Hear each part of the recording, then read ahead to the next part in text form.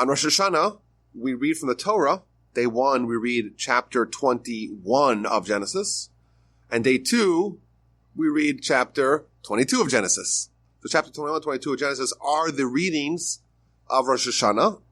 What I wanted to do, or what I set out to do, was to examine these readings and to find out how many of the themes and the concepts and the lessons of Rosh Hashana are hinted to in the stories of Genesis 21 and 22, and maybe go through and see how many of those ideas we could find to maybe revisit the themes of Rosh Hashana, see the stories, and try to find connections between the stories and the deep understanding of the stories and the Rosh Hashana that is swiftly approaching.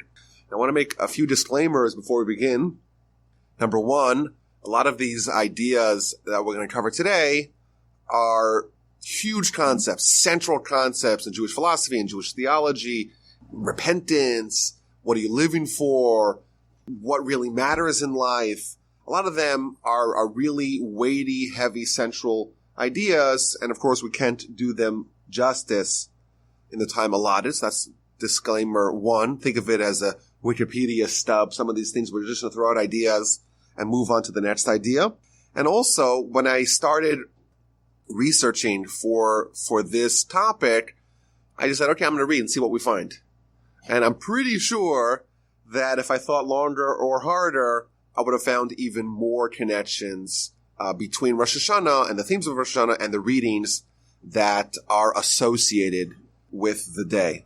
Of course, it's needless to say that these readings were not arbitrarily selected. It wasn't like, hey, you know what? We have all the people who are a captive audience in the synagogue, and they're praying for a long time. Why don't we read from the Torah as well? Of course, that's not the way it works.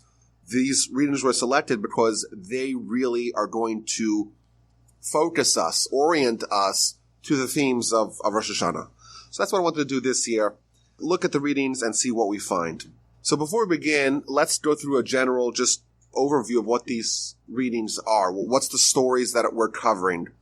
It begins with the conception and the birth of Isaac. The next event is Isaac's circumcision at 8 days, even though the previous parsha, chapter 17 of Genesis, Abraham is already circumcised, but Abraham's 99 years old.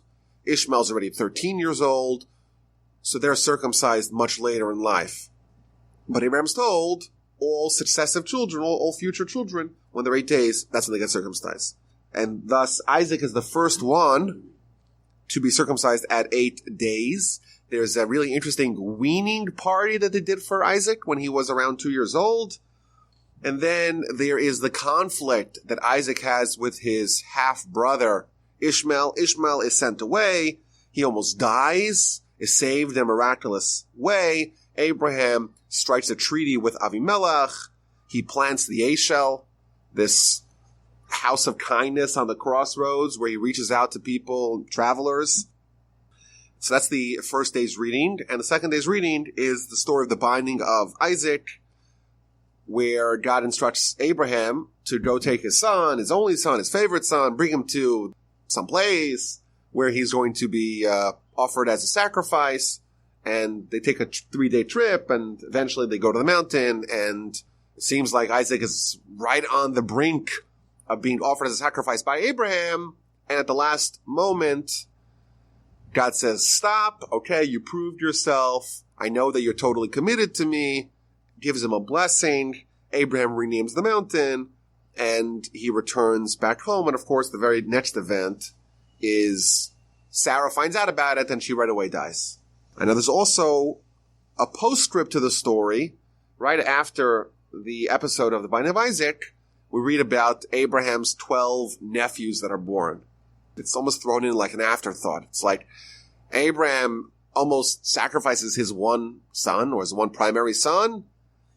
And right after that, he found out that his brother Nahor had 12 sons. Mazel tov. Amazing. So it doesn't seem to really fit into the story, but that's also part of the reading of Rosh Hashana, and we could assume that it's connected to the ideas of Rosh Hashana. Okay, so that's the overview. Let's go through these storylines one by one. So it begins with the birth of Isaac. But chapter 20, which is the story that immediately precedes the birth of Isaac, tells of Abraham traveling throughout the land of Israel. He travels to a place called Gerar. And in Gerar, his wife Sarah is abducted by Avimelech, the king of Gerar. She's very beautiful, even though she's already 90 years old. She's very beautiful, and he's very desirous of her. He takes her, and she tells him, "Oh, I'm not Abraham's wife. I'm Abraham's sister." He tries to approach her, but God appears to him in his dream and tells him, "Don't get close. This is Abraham's wife. Abraham's a prophet. If you don't return Sarah to Abraham, you're going to die."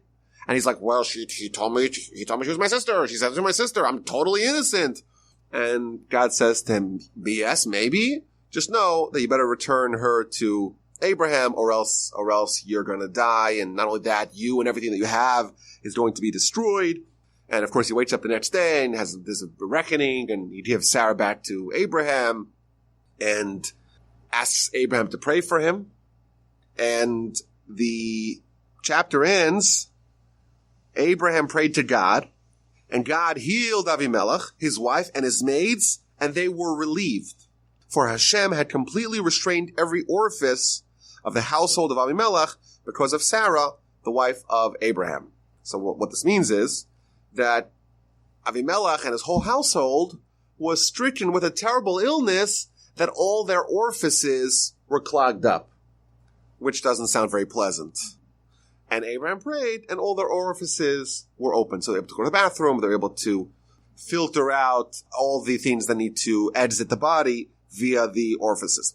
That's the background to the story. The very next verse, Hashem remembered Sarah.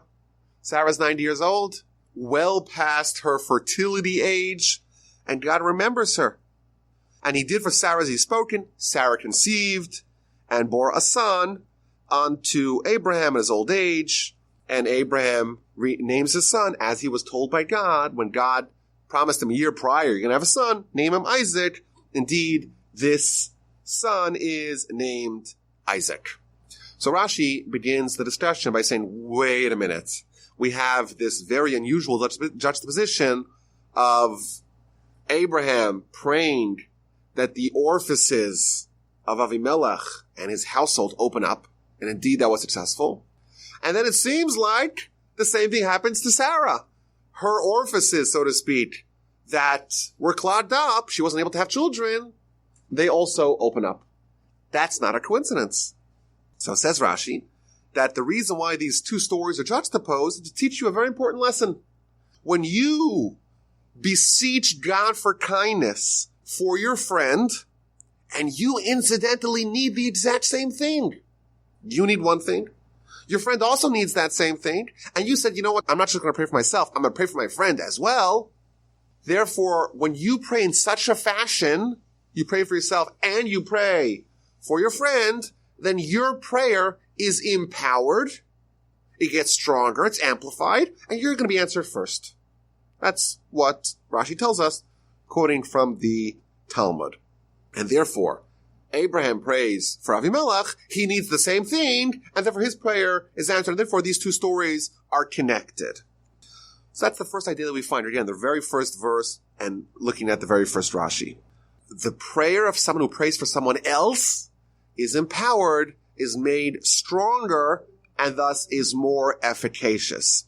And the first question is, why is such a prayer more effective? Why is when someone prays for someone else, why does it make their prayer more effective? So I think there's an idea here that is very central to Rosh Hashana. The Nefesh HaChaim writes, Nefesh HaChaim is a late 18th century book authored by the primary disciple of the Gaon of Vilna, Rabbi Chaim Volozhiner, named after the city that he opened yeshiva in, Volozhin.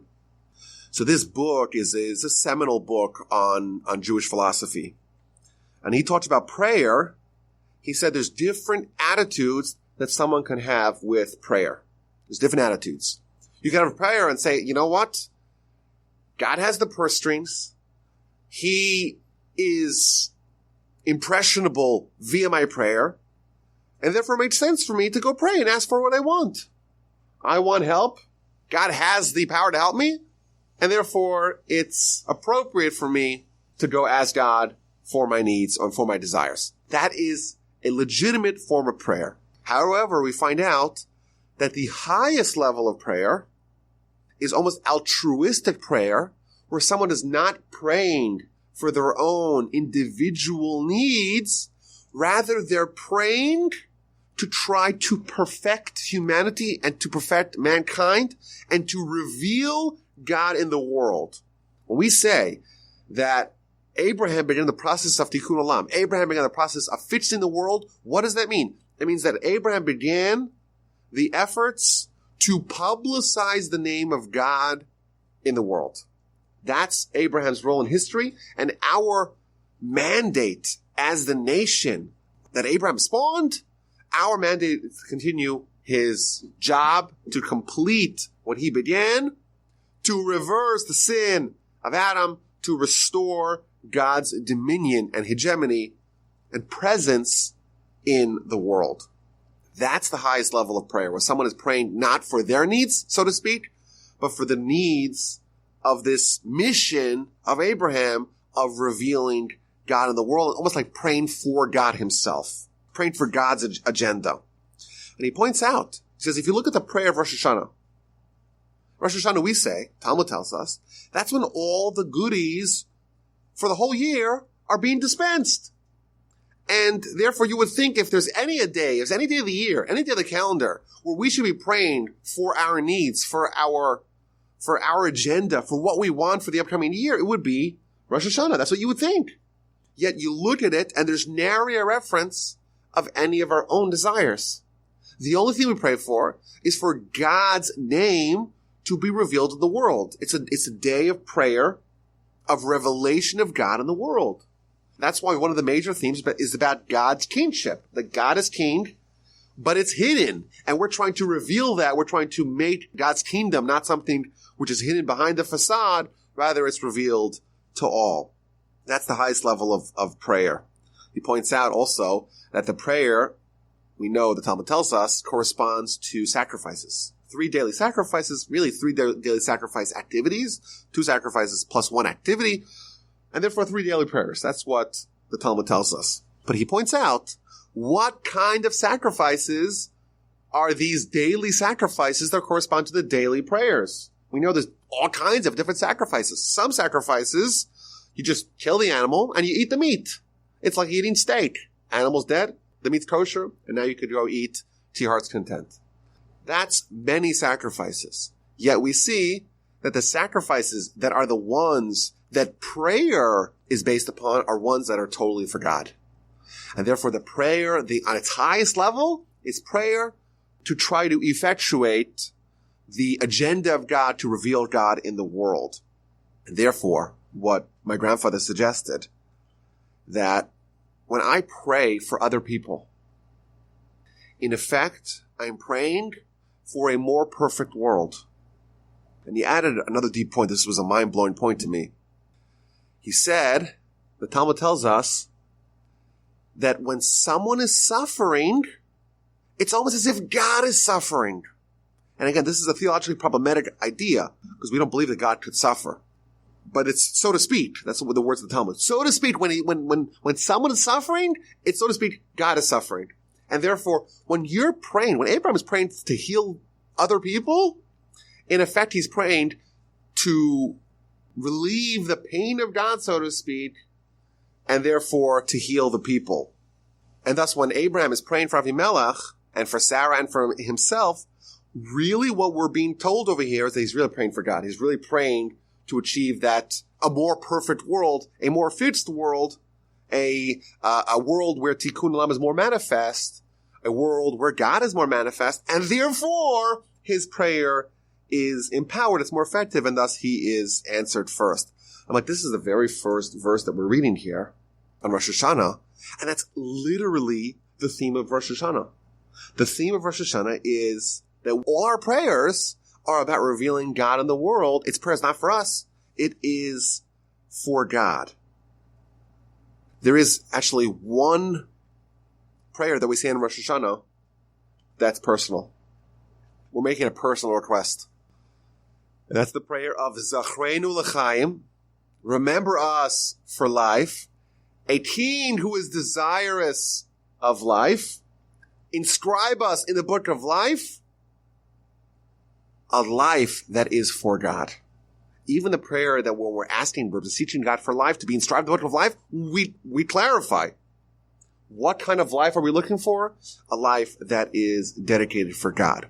As we see again, a high level, but one of the central themes of Rosh Hashana is manifested right at the very first verse of the readings, and that is, there is this higher level of prayer that really is the agenda, the objective of Abraham, the agenda, the objective of his nation that he spawned, and of course, the theme of Rosh Hashanah, that we're having this touch point with the ultimate responsibility and mandate of our nation to reveal God's name in the world.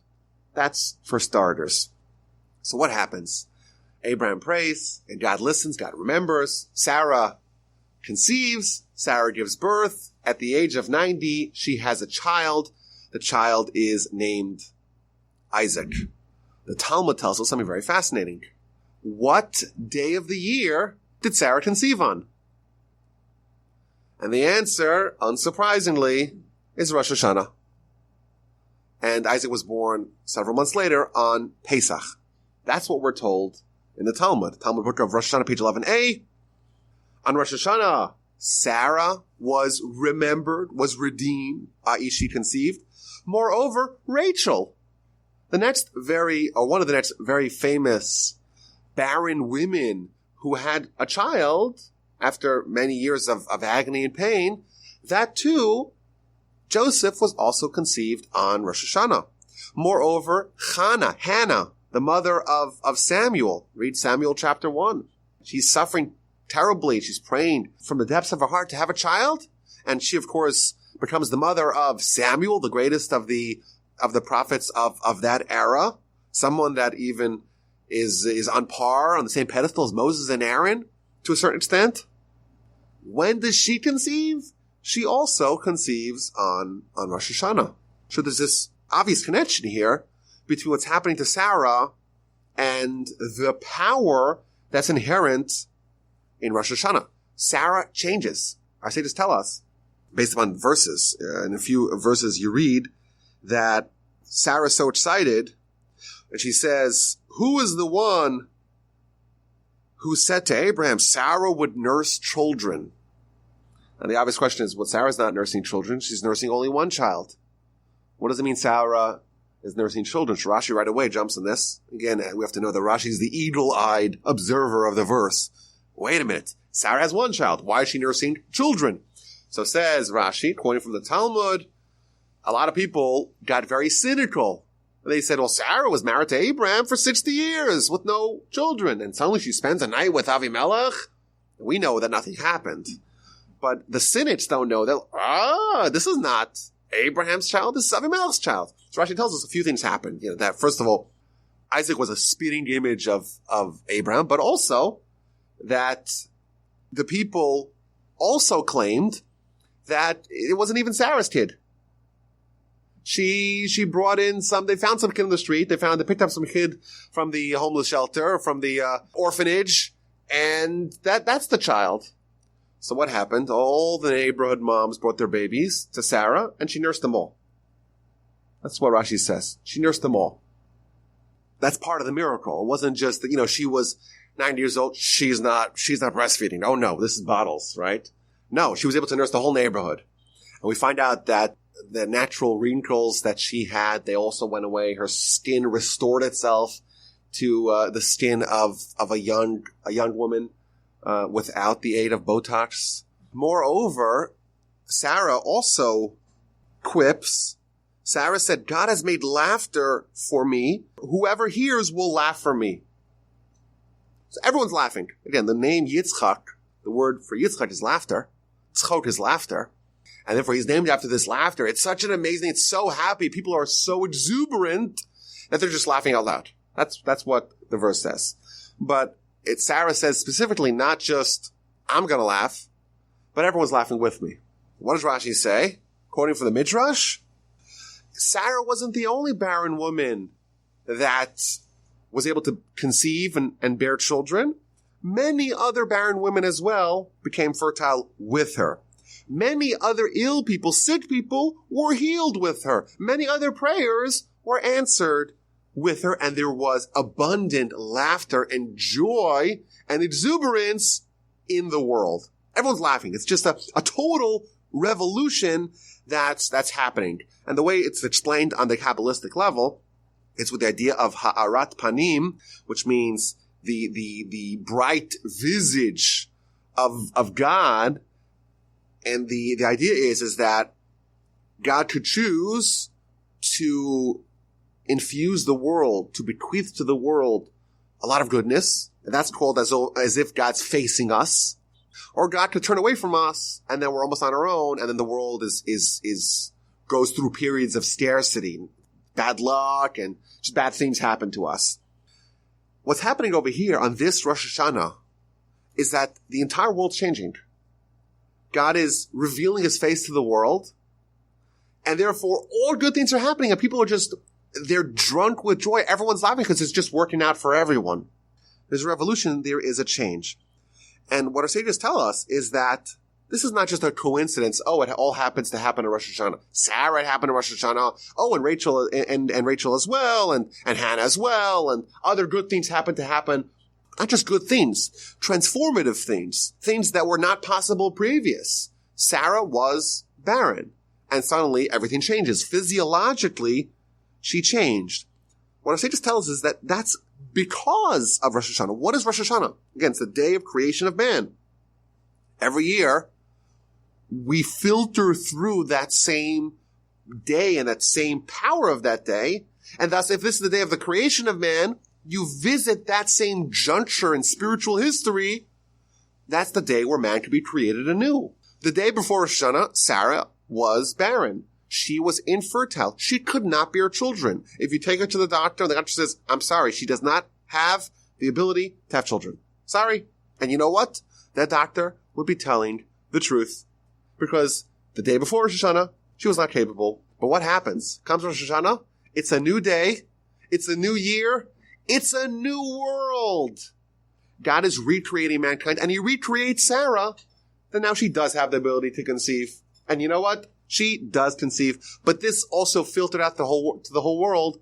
Everyone has now been given a new lease on life, and there's joy and exuberance everywhere, and the whole world is laughing. We believe in an infinite God, but a finite world. That's the Jewish belief. Infinite God, finite world. But because God is infinite, and he has to make some point where the finiteness ends, he has to make the parameters, the borders of the world. That therefore means that the world can change. The world is dynamic. Because God could choose to give more of his infiniteness, to extend more of that to the world. Or to curb that. That's the idea that we just mentioned, the idea of Harat Panim. God could turn his face, so to speak, to the world, and to endow the world with more goodness. Or God could curb the goodness. It means the world's in flux. The ratio of goodness is always changing. When is the day in the year which the rules that govern mankind, the rules that govern the world, the amount of latitude, the amount of finiteness that God decides to extend to the world, that changes. When does it change? On Rosh Hashanah. Every Rosh Hashanah, God says, okay, how much goodness is the world going to get this year? How much of my infiniteness am I going to endow to the world for this upcoming year? The previous Rosh Hashanah, Sarah was, okay, last year you were infertile, and you know what? This year you're going to be infertile again. That didn't change from the previous year. But Rosh Hashanah is the day where it gets evaluated. That's the idea of judgment. Every person, everything, it's decided what's going to be their future. How much is God going to give them? A life that we have, a breath that we take. Sages tell us every time you breathe, you have to thank God, because every time you're breathing, God says breathe. Now, of course, we could get into the minutia of that, and we could get very pedantic about it. But the big picture is that every time we breathe, it's because God says, I'm extending from my infinity, so to speak, the fact that you're going to breathe. And Sarah, on that Rosh Hashanah, Sarah was said, okay, now you are fertile. It's a new world. all the parameters of the world get readjusted each Rosh Hashanah, and therefore this is the day where everything changed, but this is the day that we too have the power to change as well. Isaac is born. At the age of 8 days, he is circumcised. I found this so striking that the day that we talk about the first 8-day-old circumcision, we talk about Rosh Hashanah. The day we read is Rosh Hashanah. And I don't want to get too technical here or too graphic here, but the idea of circumcision on a spiritual level is based upon the idea that every part of the body corresponds to a certain spiritual idea. For example, the right hand versus the left hand. We're told that the right hand of God is kindness, the left hand is judgment, and therefore the right hand is stronger than the left hand, and therefore there's more kindness that God dispenses to the world versus judgment. If it was the other way around, it would be a much harsher world. It's an idea that is ubiquitous in the Kabbalistic literature, and you find hints to it also, Rashi, throughout the Torah. The mitzvah of circumcision corresponds to the idea of the revelation of God's crown in the world. And, it's no coincidence that Abraham is the one who kickstarts the mission of reversing what Adam did. Adam lived in a world, at least initially, where God was ever present. He did the sin, and thus he made God hidden, so to speak, and now the mission of mankind is to undo that. In the words of the Talmud, Adam was created circumcised, but he pulled his foreskin to once again make himself uncircumcised. That's the words of the Talmud. You read that simply, you think that Adam did a very painful procedure, but that's not the point. On a deep level, the metaphor is that Adam arrived in a world where God was ever present, but he undid that, and now Abraham is the one who's given the mitzvah to symbolize in our very body, in the part of our anatomy that we're most similar to God. That's where we have creation, the idea of a human to create like God, in the image of God. Specifically where we're most similar to God, we do this mitzvah, which symbolizes the revelation of the crown of God in the world. And there's no day where that theme is more present than on Rosh Hashanah. Again, all the praise of Rosh Hashanah, the history of Rosh Hashanah. That's when God became king. God became king on Rosh Hashanah because that's when Adam was created, and therefore there's now a subject, and God is recreated or recoronated as a king every year, and it's just not a coincidence that we read about the circumcision, the very first circumcision done properly at 8 days, the circumcision which symbolizes, which parallels the theme, the central theme of Rosh Hashanah, that we read that on Rosh Hashanah every year.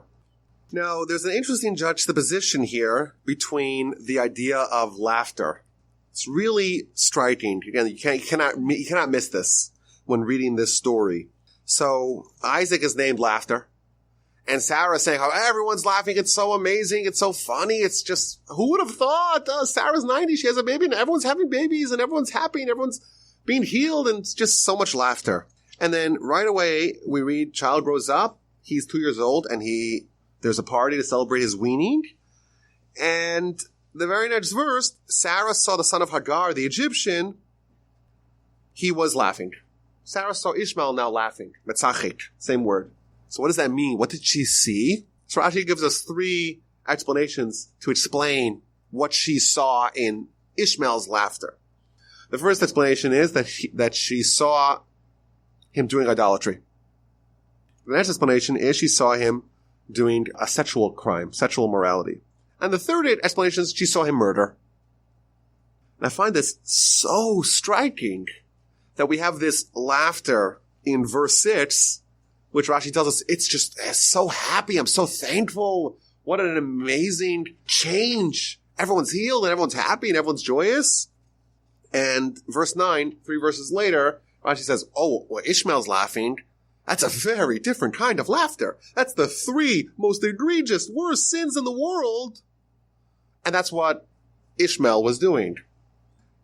Later on, we find out that Ishmael had not actually committed any sins, because Ishmael's going to be banished, and he's going to be saved because at that moment he is still innocent.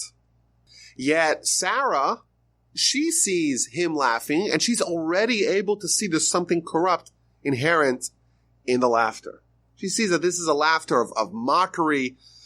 This is a sardonic laughter. This is a laughter that has within it the roots of all these future sins. So I just found this so interesting that you have the same word 3 verses apart with wildly divergent interpretations. And of course, there is a consequence for Ishmael's behavior because he's going to be banished. Or Sarah's going to propose to banish Hagar and her son. Abraham's going to demur, but God's going to say, listen to Sarah, she's a greater prophetess, and indeed Ishmael is banished. But isn't it interesting that the very same word, 3 verses apart, has completely opposite meanings? I wanted to maybe suggest that this is also maybe a lesson for Rosh Hashana. The Torah is giving us its take on Sarah's laughter, on the rest of the people's laughter when everyone has all these good fortunes befall them, and it's telling us what the Torah, the correct take is about Ishmael's laughter, that his laughter already hints at a very sinful future. I think if we were present and we happened to witness Sarah laughing, and then we witness Ishmael laughing, I don't think we could be able to tell the difference. To us, it would both look the same, equally innocuous. Yet the Torah reveals to us that one of them was a huge mitzvah of appreciating God's goodness, and the other one was a harbinger of the worst sins yet to come. I think we can suggest there's a broader point. And that point is that the way we judge circumstances, situations, and people and events is very different than the way God judges. If we saw these two events, we'd say they're the same. Sarah's laughing. No, she's laughing. No, it must be so funny. She has uproarious laughter. Ishmael's laughing. Oh, I wonder what he's laughing about. That's how we would judge a situation. And yet we see that the Torah, and again, even though Abraham initially doesn't seem to agree, but God confirms that Sarah's correct, the Torah sees one as a tremendous mitzvah. Is there a greater mitzvah than appreciating what God's doing for you and being joyous with that? It's a great mitzvah. And one as being the total opposite, a laughter that's rooted in the worst sins. Maybe we can suggest that same idea is maybe one of the reasons why our predecessors were so fearful of the day of judgment. We can never be sure that we have the correct take. Our judgment is accurate. We all hopefully think about ourselves as generally good. Yet when you read this story, it does open up the following question. Are we sure that God agrees with that? How does God really view me? Is it possible that all the mitzvahs that I did, maybe there's something about that could question the legitimacy of those mitzvahs? Maybe I was doing it just for honor. If you do a mitzvah because you want honor, is that really a mitzvah? Was that a full-blooded mitzvah? And I think there's other examples of this phenomenon where people, their self-assessment is very distant from God's assessment. So, for example, Korach launches this whole rebellion. He thinks he's the most righteous person in the world. He thinks he's greater than Moses. Yet we find out that he's doing a terrible sin of sowing discord amongst the people, and he's killed for it. And many of the onlookers of the episode of Pinchas, they think he's nothing more than a homicidal psychopath. That's what they think about him. Yet we find out that right away he's lauded by God. He's given all kinds of promises. He's upgraded to being a Kohen. And I think these examples show that we can't be too comfortable with our own status and our own judgment and our own take on the situation. And therefore, there's a reason for us to be nervous about the judgment of Rosh Hashana. My grandfather of blessed memory, in one of his books, he ends his book with a terrifying statement. This is the last book that he published in his lifetime, and he actually was planning on publishing it posthumously. It was going to be his legacy gift to us, but they convinced him to publish. He was 90 years old when he published it. And the very last portion deals with the various levels of achievement that someone could get in Olam Haba, in the afterlife, based upon the behavior that they have over here. That's what it deals with. And he quotes a contemporary of his, someone who's a little bit older, one of the great revered sages of his era. His name was Rabbi Elia Lopian. He was widely considered to be one of the great sages and pious, righteous men of his time. In fact, there seems to be documentation that he had a visitation of Elijah. How do I know that? Because that's what my grandfather writes. Yet, he quotes the teaching in the Talmud. The Talmud says as follows. The Talmud says, Jewish sinners with their body and non-Jewish sinners with their body. What happens to them? They descend to Gehenna, and they are judged in Gehenna for 12 months. And after 12 months, their body is destroyed, and their soul is nothing but a heap of ashes. And a wind comes, and the wind blows the leftover residue of their soul under the feet of the righteous. That's what the Talmud says. That's scary, right? That's kind of scary. So Rabbi Elia Lopian said that this, even though it sounds very negative, actually, this is a very high level of achievement. When someone's only burned in Gehenna for 12 months, and there's still something left of them, and the wind comes and blows it under the feet of the righteous, it's such a high level that he hopes that after he dies, he's able to obtain that level. That's what my grandfather writes about someone who allegedly had a visitation of Elijah.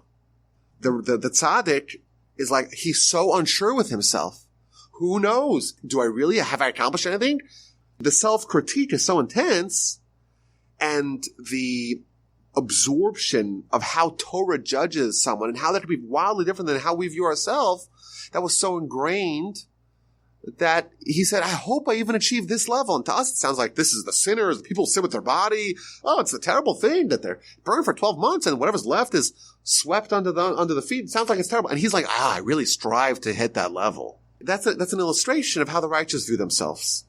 And I think from this story and the contrast of the laughter of Sarah and the laughter of Ishmael, there is some credence to the idea of we really should not be too comfortable with our own stature, because who knows really what God really thinks of us? Who knows what it looks like when we get scrutinized by God, and the laughter that seems innocuous to humans, God puts the lens on it, and well, what does it mean? There's three things it could mean. It can mean either murder, or rape, or idolatry. That's how the Torah views it. And for us, if we were the judges, we would say, this is totally innocuous. Let it pass. It does not pass. And instead, Ishmael is actually banished as a result of this episode. Sarah hears what Ishmael is, how he's behaving, and she says, okay, we have to drive him out. Abraham is greatly distressed. He doesn't want to send away his son, apparently. And God tells Abraham, don't be distressed. Whatever Sarah tells you to do, you listen to her. Isaac is going to be your true heir. Yes, the son of Hagar, Ishmael, is going to be made into a great nation. True. He is your offspring, and therefore he's going to be a great nation, but he's not going to be your heir. He's not going to be the one to complete what you began. So Abram wakes up in the morning early. He gives provisions to Hagar, and he sends them off, and she goes on her way. She's in the desert, and the water runs out. And Rashi tells us the water runs out because Ishmael was sick, and therefore he's drinking a lot of water, and therefore they run out of the water, and now Ishmael's about to die. So let's look at this event of the banishing of Ishmael. We know that Abraham, he is heralded as the paradigmatic figure of kindness. He's the one who really personifies the idea of doing kindness to other people. Yet we see in the readings of Rosh Hashana that he does two very unkind things. Namely, he banishes his own son, and he tries to murder his other own son. What's the deal? How do we reconcile Abraham's kindness with acts that seem to us to be decidedly cruel? I think the easy answer is that Abraham was not someone who was doing kindness in isolation. Abraham was someone who was completely a servant of God. And if God tells you to do something, you do it. Even if it's against your tendency is to do kindness, but your tendency to do kindness is because that's the will of God. Abraham wasn't someone who happened to do faith and happened to do kindness, and those two are not related. He was doing the will of God. The will of God is that we become kind. But when the will of God is that we act in a cruel way, or in a way that appears to be cruel, he did that with the same eagerness as he did all his actions, because all his actions were trying to fulfill the will of God. In fact, we find out in both of these stories, Vayashkem Avraham baboker, Abraham woke up in the morning early, both to banish his son and to go execute his other son, Isaac, the binding of Isaac's story. Both of them he does eagerly. He wakes up early in the morning. He runs to do it because he's motivated by one thing and one thing alone, and that is doing the will of God. And I think we pray in Rosh Hashana, remember us for life, give us life, inscribe us in the book of life, but then we clarify, what kind of life are we asking for? We're asking for Lemancha Elokim Chaim. We're asking for life that is living for God. I think this is a great illustration of someone who actually lived a life for God. These stories, it seems to be stories that are conflicting with Abraham's character. Abraham is the paragon of kindness, and he's acting in a cruel way. Then we find out, no, Abraham is not a man of kindness per se. Abraham is a man of doing the will of God. Abraham is the man who is living a life solely focused on the agenda of God. Normally that means do kindness. When God says, go banish your son, it doesn't make sense to us. It's unkind in our eyes. But what motivates Abraham is living a life based upon what God wants. God wants me to banish Ishmael. He banishes Ishmael. God wants me to execute Isaac. He does all he can to try to execute Isaac. Now, it's interesting. We find in the verse 11, this matter greatly distressed Abraham. He was very distressed. So why was he distressed? So we would say because you have your son. He's a teenager. How bad is he really? To send my own son away, to send Ishmael away? That's something that's very hard for a parent to do. That's what we would say. You look at Rashi, and Rashi says that no, Abraham is distressed for a different reason. Abraham is distressed because his son Ishmael is going on a bad path. And then Rashi says, as a second explanation, he's also distressed about sending away his son. Now we know, a general principle, whenever Rashi gives two explanations, he gives the first one, which is the one that most fits the true understanding of the narrative of the verse. And then if he adds the second one is a little bit more midrashic. It's a little bit more homiletic. It's a little less connected to the true understanding of the verse. So it's an amazing thing we find out here about Abraham. Abraham's distressed. He's going to have to send away Ishmael. There's two reasons why he's distressed. He's distressed because any parent would be distressed sending away their kid. But he's also distressed because Ishmael, his son, is heading in the wrong path, in the wrong direction. Which one of those emotions, which one of those feelings is more correct, tells us Rashi?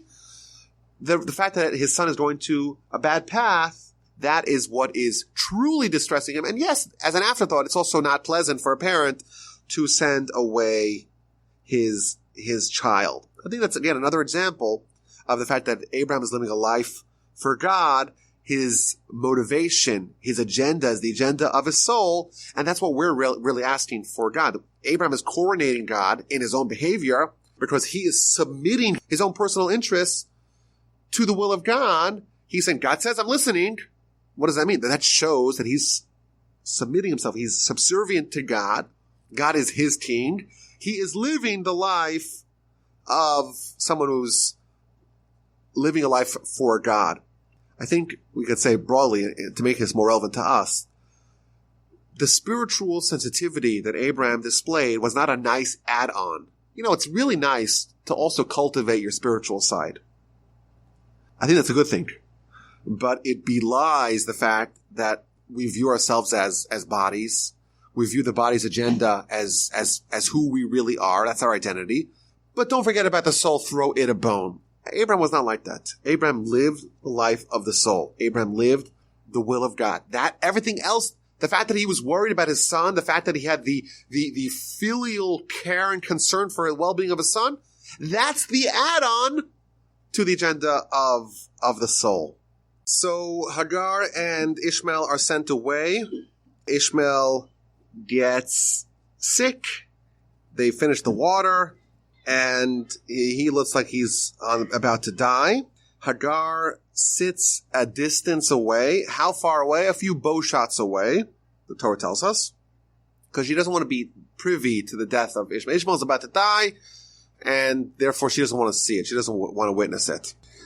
Now, Rashi tells us that when Hagar left, she left Abraham, and she returned to the idolatrous ways of her Egyptian forebearers. That's what Rashi says. I want to just say this quickly without getting bogged down. This is another example of the harshness of the Torah scrutiny, because we know that Hagar is going to come back. And after Sarah dies, Hagar is going to remarry Abraham. Obviously, she didn't go back to the ways of idolatry. She didn't truly go back, but she thought maybe, you know what, maybe I'm done with this whole Abraham thing. I'm done with this whole monotheism thing. And she kind of edged a little bit towards, let me just go back to where it was comfortable. Let me just go back to my origins. And consequently, it's already in the Torah's eyes, it's already viewed as she strayed and went back to idolatry. That's another interesting point. But the Torah tells us that Hagar, when she deposits Ishmael, she's a bow shot away. What that reveals to us is that it wasn't just Sarah who knew that Ishmael was rotten, had a wild temper, and had a tendency towards violence. It was a volatile child. It seems like Hagar is also aware of that. Why would the Torah tell us that she's bow shots away from him? What I think it's telling us, a simple understanding, is that she knows he's violent, and she doesn't want to be the receptacle or the recipient of his violence, and therefore she's like, I'm going to be out of range. I don't want him to pick up his bow and start shooting me. I'm going to go out of range just in case Ishmael wakes up and is angry at me. Even his mother knows that he has a violent tendency. So what happens? She's sitting at a distance. She starts crying. And verse 17, God heard the cry of the youth, and an angel of God called to Hagar from heaven and said to her, why are you upset? Don't worry. God heeded the cry of the youth. And it adds a few words. In his present state. Ba'asher hu sham, in his present state. What does it mean, in his present state? So look at Rashi. It's an amazing Rashi, and it's just so relevant to Rosh Hashana. It's like this one you don't even have to think about, because the Talmud actually says it. It says Rashi, what does it mean? It means that Ishmael is being judged as per his current behavior, not in relation to how he's going to behave in the future. Why? Rashi tells us. The angels at this time said to God, we have Ishmael on the ropes. Why? We know that his descendants are going to cause all kinds of pain to the Jewish people. Let's just finish him now. Solve the problem. Nip it in the bud, right? Imagine how world history would be different if Ishmael doesn't get the water. And what does God tell them? God says to him, okay, what is Ishmael now? Don't tell me about the future. What is Ishmael right now? Is he righteous or is he wicked? And they said to him, well, he hasn't yet sinned. Sarah was able to see in his laughter the future, the what it portended. Sarah could see that, sure. But his current behavior right now is one of righteousness. And therefore, says God, I'm judging him as per his current behavior. That's what it says. God has heeded the cry of the youth in his present state, the way he is right now. Yes, Ishmael's a rotten boy. He has violent tendencies. He was justly banned from his father's home. And even his mother, she positions herself an arrow shot away, because who knows what he could do. He's a little bit of a loose cannon. Yet, God says, you know what? All these things are true. Nonetheless, his current behavior is one of righteous. And therefore, he's judged in relationship to his current behavior. Says the Talmud, a person is judged on Rosh Hashana in relation to their current behavior. And it quotes this verse. The verse says, God heeds the cry of the youth in his present state. Even if in the future he's going to sin, doesn't matter. Right now you're righteous, and therefore you're judged as with respect to how you are right now. And therefore, what do we see here? We see a tendency or good advice that on Rosh Hashana, make sure that at least on Rosh Hashana, we adopt the path, the behavior of righteousness. That at least on this one day, we shouldn't act in angry fashion. We shouldn't do too many sins. Try to speak pleasantly, be kind, be as righteous as we can, because when God is judging us, God's not judging us not in the past, not in the future, right now. How are we right now? It's a very important point. I want to make sure that our behavior is sterling, and that way that's how we should be judged for the upcoming year. It's a very deep lesson that I heard from my Rebbe. There's another place in Jewish literature where we find the exact opposite. Ishmael we're told that we judge him the way he is right now. Yet there is an entire law based upon someone being judged not the way they are right now, but the way they are in the future. And that is the Ben Sorer Umoreh, the wayward and rebellious son. That's the son who they're a little indulgent. They like the wine. They like the meat. They steal a little bit, some petty crime to fulfill their habits. Says the Torah, we got to execute them. A kid steals some money from his parents and buys some wine and eats it with bad company and has some meat.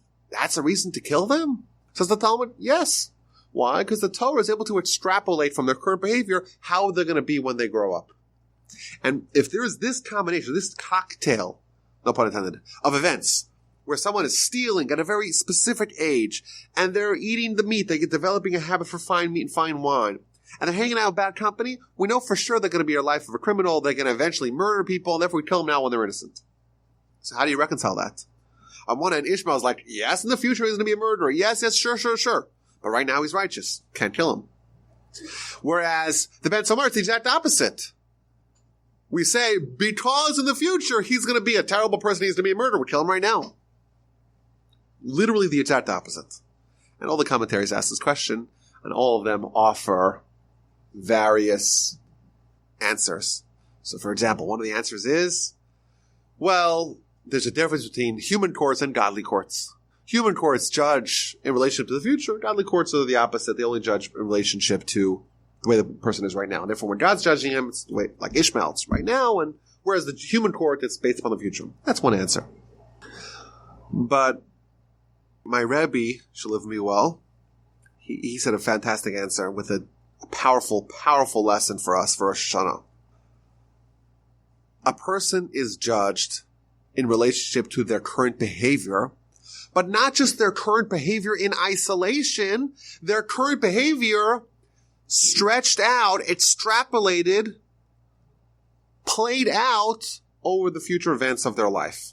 Ishmael, yes, he was in the future going to be a sinner, but right now, he's righteous. And if we stretch out his behavior, if he continues on this path of righteousness, he'll forever remain righteous. And yes, he's judged in relation to the way he is right now, but not just the way he is right now in isolation, the way he is right now, and what that shows us vis-a-vis looking just at his relationship, as behavior right now, looking to the future, it's righteousness as far as the eye could see. Whereas the Ben Sorer Umoreh, he's already behaving in a way that if we extrapolate the future, if we play it out, we know that he's going to become a murderer and a sinner, and therefore we kill him right now. It means there's no inconsistency. Both of them are judged the way they are right now, but with the way they are right now, spread out over the course of their lifetime, and Ishmael was righteous now, and spread over the course of his lifetime, where there's no indication in his current behavior that he's going to be the murderer, and therefore we have to judge him righteously. Whereas the Ben Sorer Umoreh, yes, he hasn't committed the murder yet, but if we extrapolate his current behavior over the course of his lifetime, we see that he will commit a murder, therefore even now he's already guilty. Let's take this idea and flip it on its head. When we are judged in Rosh Hashana, we're judged based upon our current behavior, but also the Almighty is able to kind of extend that current behavior into the future and to see what would happen if someone continues along that path to infinity. And therefore, Ishmael, he's just righteousness, and therefore, yes, something else is going to change, is going to disrupt his trajectory, but we don't see that yet today, and consequently, he's judged righteously. But what happens if someone says, you know what? I'm going to embark on a path of righteousness. I'm going to take the first step of a 1,000-mile journey towards total righteousness. How is that person judged today? They're judged per their actions today, but also extrapolated over the course of their lifetime. And if you start in Rosh Hashana and you say, you know what, today's the first day of me envisioning my new self, then you're judged based upon your current actions, but again, spread out over the course of your lifetime, you'll be judged righteously. And thus, again, a very valuable tip to how to make sure that we ensure that we are judged favorably in Rosh Hashanah, and our current behavior on Rosh Hashanah is one of righteousness. We have this benefit of saying God's not going to judge our current behavior in isolation, in a vacuum, rather extrapolate it over the course of a lifetime. And thus, if we take that first step, the Almighty already sees, if you continue along that journey, what it's going to look like. And that's a very good thing. And that's, again, a good tip to result in a wonderful judgment. I know we're out of time here, but there's one more thing that I wanted to share just from this story. I guess we only covered the first day of Rosh Hashanah reading. But it's interesting. We see that Hagar and Ishmael, they leave, they survive, they get the water, and they end up in Egypt. And what happens? He lived in the desert of Paran. His mother took a wife for him from the land of Egypt. So we're told not a great deal about his wife. We only know that his wife came from Egypt. That's the only thing we know really about his wife from the verse. So look at Rashi, a beautiful Rashi. We know that Hagar, she herself, was from Egypt. And therefore, she is going back to Egypt. That's the place where she's more comfortable. That's where she grew up. And therefore, when she's selecting a wife for her son, she goes back to her homeland. And Rashi tells us that there's a popular adage that people say that relates to this point. If you throw a stick up in the air, it will fall down right where it began. People go back to their roots. That's the idea. And Hagar, she's looking for a wife for Ishmael. She goes back to her roots. Like you throw the stick up in the air, she's been far, far away from her roots, but ultimately she comes back to her roots. That's what Rashi says. I was thinking, isn't that what Rosh Hashanah is all about? Rosh Hashanah, with our whole life, we're up in the air. We're living this whole life, and we have all kinds of distractions. We're floating aimlessly, forgetting, so to speak, what we're living for. And then Rosh Hashanah is the day where we go back to our roots. We remember, where did we come from?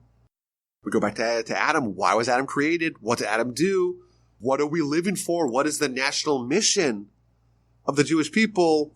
What are we here to accomplish? What really matters in our life? And we try to readjust our life trajectory every Rosh Hashanah to make sure that we're still on course to live the life that we really want to live. It's just a beautiful illustration. The whole year we're up in the air. We're like that stick. You throw it up in the air.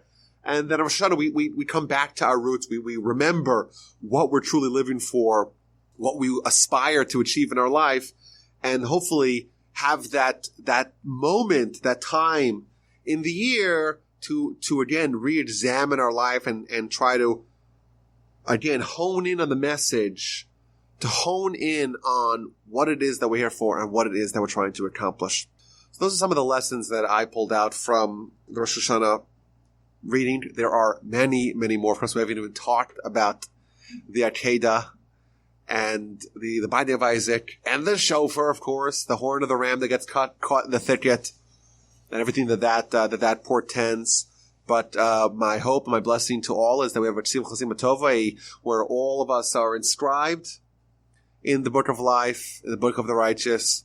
We're stamped in the book of the righteous, and we all have a happy, healthy, sweet new year of wonderful Torah study and wonderful camaraderie together. It was a pleasure to be with y'all this past year. I'm looking for another great year upcoming. My email address is rabbi@wolbajim.com. I look forward to hearing any questions, any comments, any feedback of any kind. I deeply appreciate it.